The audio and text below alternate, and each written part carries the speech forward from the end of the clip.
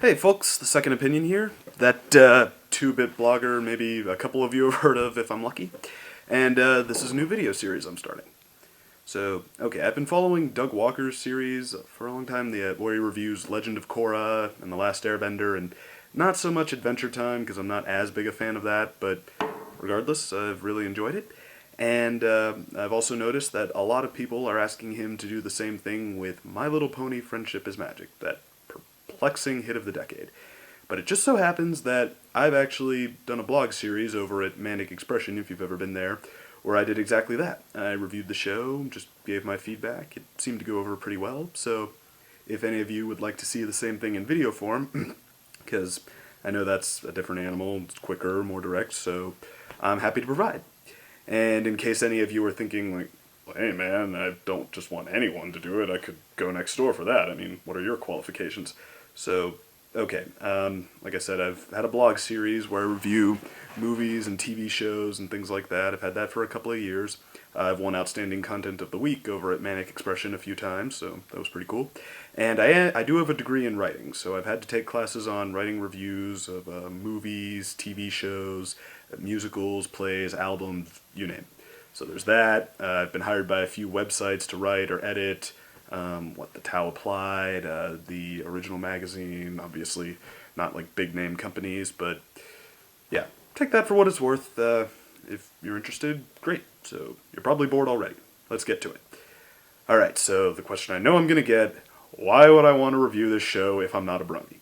And the short answer is, I got curious, because the first time I heard about this show, it was from my girlfriend telling me that her male friend was trying to get her to watch My Little Pony and was calling himself a brony, which, I mean, I was just as confused as she was. I had no idea what to think, and the only time I met this guy, he seemed exactly like the kind of carefree goofball you'd expect to say stuff like that.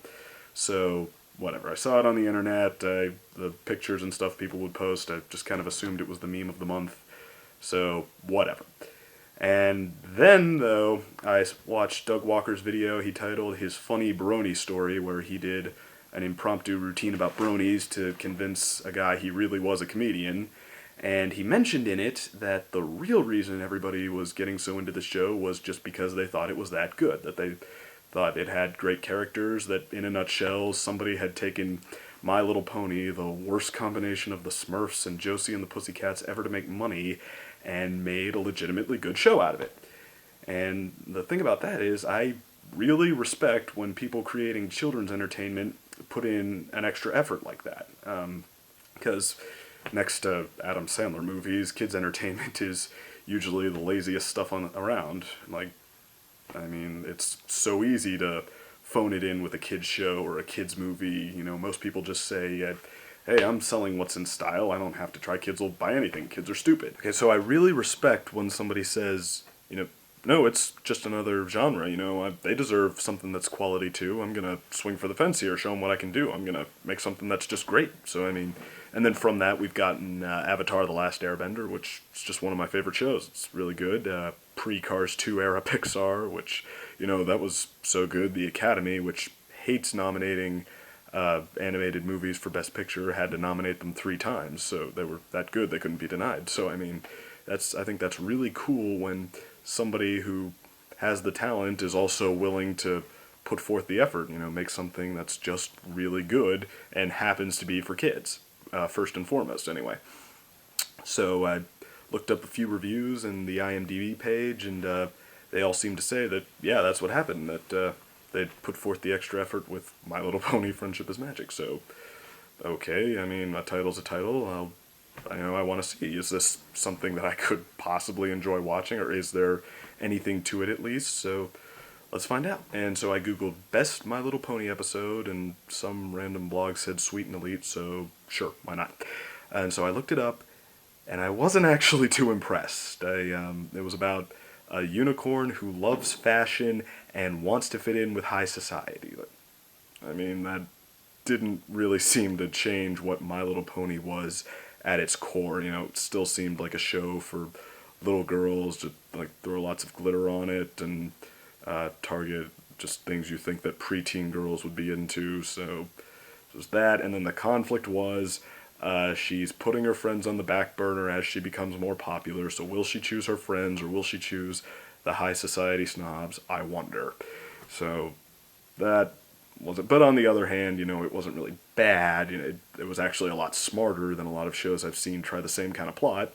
I mean, like, I was really glad that the moral she learned was not the dumb cliche, my friends are worth more than all the treasure in the land, worth more than anything, and I should put myself on the back burner for them any day. I was so glad they didn't go that route, so that was good, and it had its moments just as an episode too, like on its own terms. Like the montage, the musical montage in the middle was really well done. It hit all the points they were going for, so that was really good, but it was not even a little bit for me. So I just kind of figured, okay, I guess some people are keen on this kind of stuff if it's done well enough, so alright, case closed.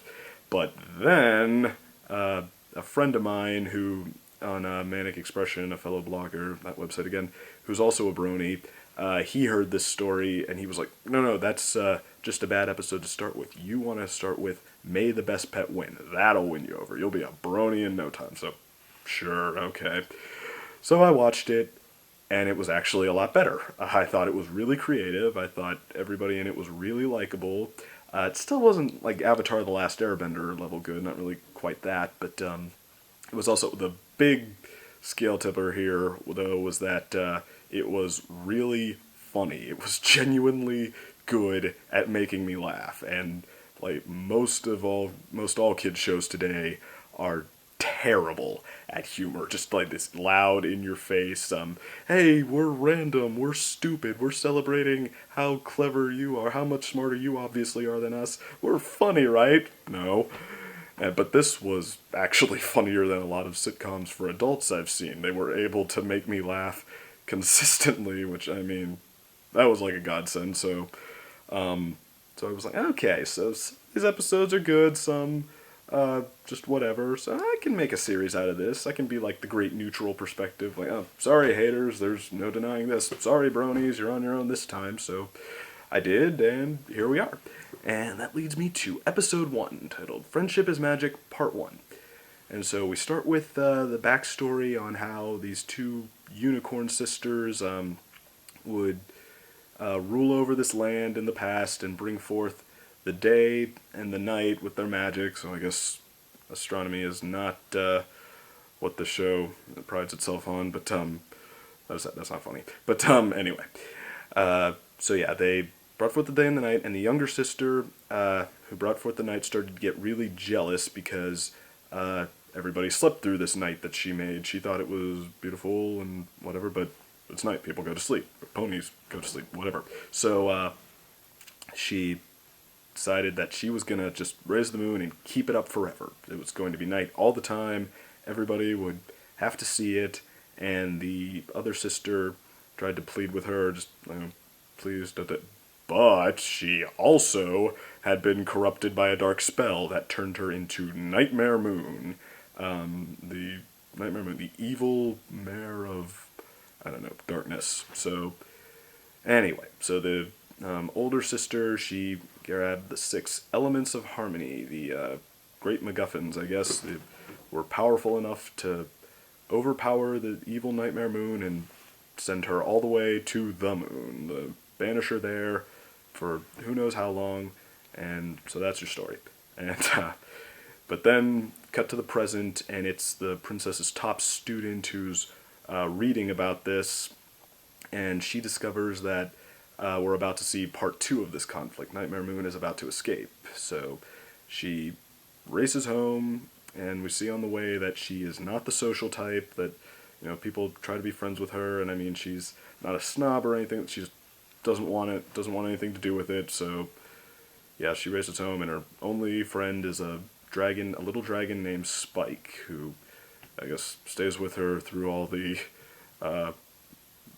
all she puts him through. She's a hard worker. He is sort of her friend, sort of her assistant. She lives with her, baby dragon and a unicorn. So yeah, they work together, and anyway, she has him write a letter to the princess saying, okay, yeah, we're about to run into some trouble here. Nightmare Moon's coming back. I think we should take immediate action. And the princess sends her a letter back saying, my dear student, I trust you completely, but you need to get a life. Stop reading books. I'm going to send you to a new town, and I'm going to put you in charge of the festival that we're having there. So you need to oversee all the preparations, and more importantly, you need to make some friends. So she doesn't like that, but it's her duty, though, so she goes, and she decides she's just going to oversee all of these preparations as the a very official pupil of the princess, just go through all the motions as like, my name is Twilight Sparkle. And thank God that name has nothing to do with Twilight vampires who sparkle either. So, but yeah, and my name is Twilight Sparkle, and my job is to, just like that. But the other ponies, they're not having any. Everybody in charge of this is really warm, really friendly. They want to get to know her. They're very welcoming. So, and they, of course, are all going to be our main characters. All the ones who are in charge of these preparations that Twilight Sparkle has to oversee and make sure are going okay. So we have Applejack, the farm pony. She's in charge of the food, but, well, that's not relevant. But anyway, she's just a really warm-hearted, I guess, country gal. Twilight starts doing her very formal routine. Applejack just runs right up to her like, well, how do you do, Miss Twilight? We sure do love making friends. And just shaking her hand the whole time while she says all of these things, and invites her to stay for lunch and meet the whole family. So that was fun. And then she meets Rainbow Dash, who's in charge of the weather, I guess, to make sure it's a nice day.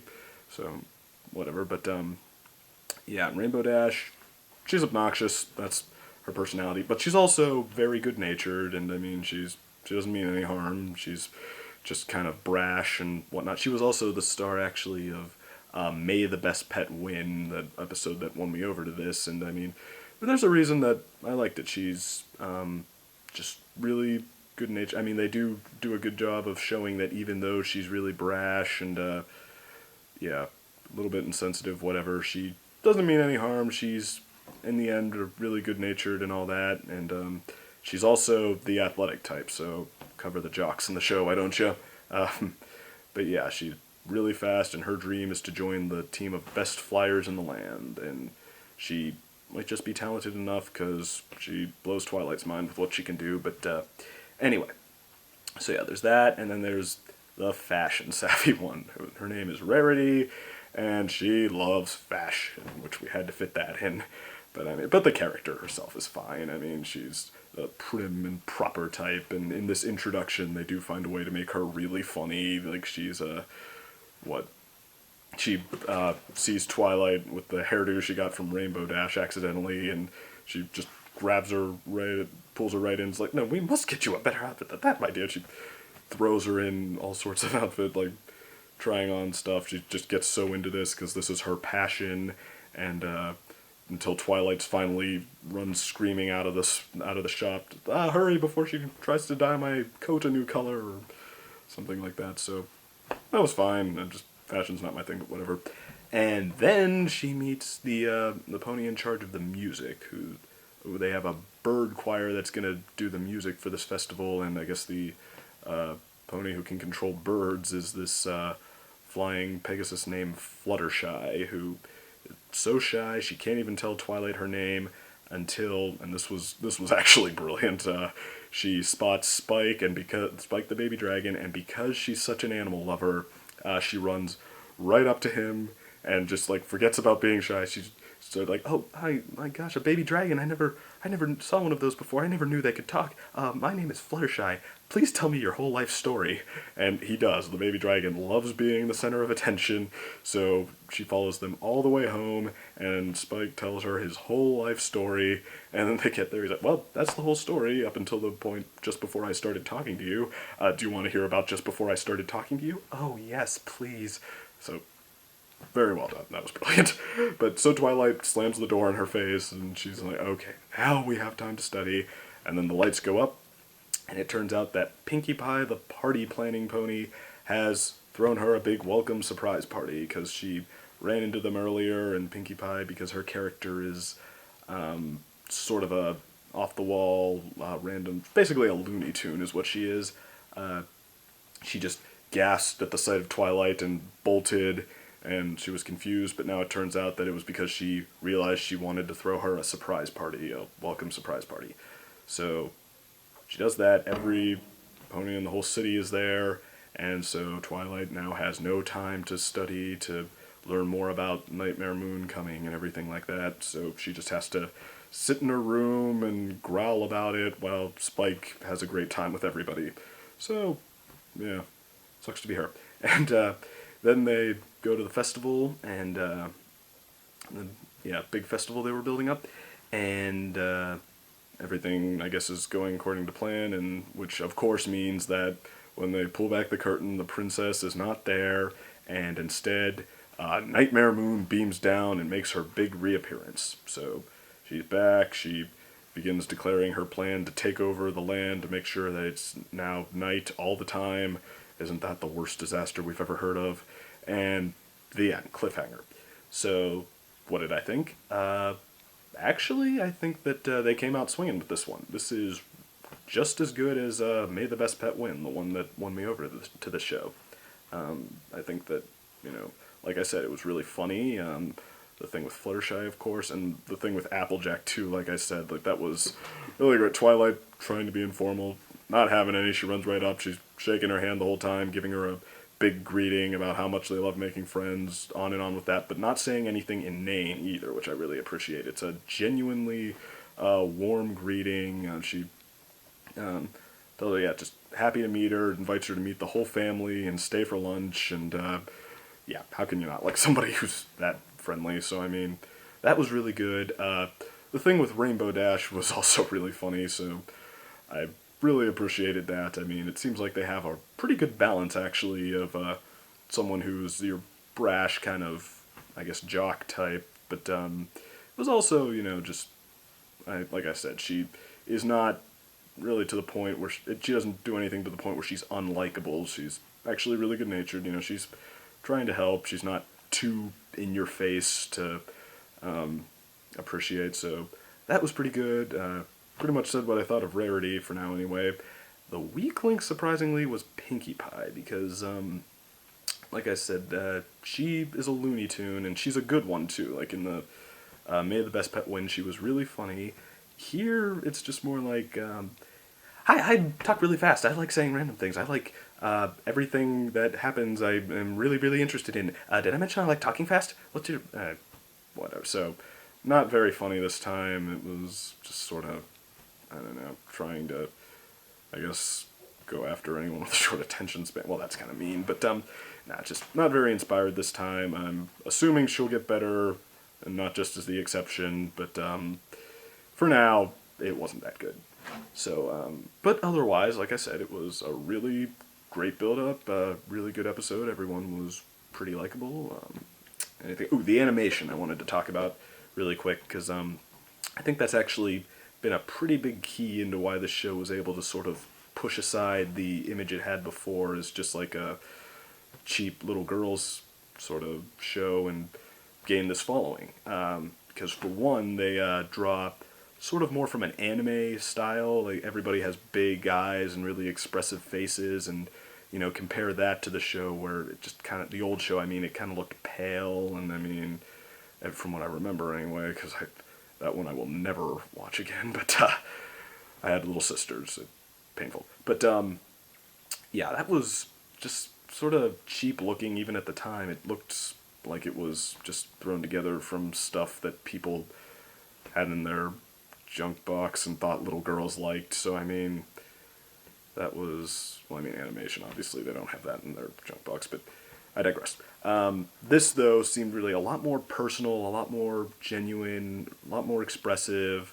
There's also the fact, well, especially, I say expressive, because they didn't really draw these characters to just stay in the same shape even the whole time. Like, they draw them to fit whatever's being expressed in the scene. Well, for example, when she first meets Applejack, and Applejack is showing her the menu, offering her to stay for lunch, she pops up beside her, and her legs aren't in the shot or anything. It's just like her head on what looks like kind of a long neck and her chest. And I mean, obviously, if you just took that out, it looks like they forgot her legs. But I mean, the impression in the scene is that she's being like, all right, now we have this long list. Like, she's really proud of what she's showing and everything like that. So that's good. That's creative drawing. That's really expressive, and it's effective. And kind of mixed my words on the last one, so I hope you can understand that part. But anyway, so far so good. I'm assuming it's not always going to be like this because of that Sweet and Elite episode and such. But anyway, liking it so far. See you at the next one.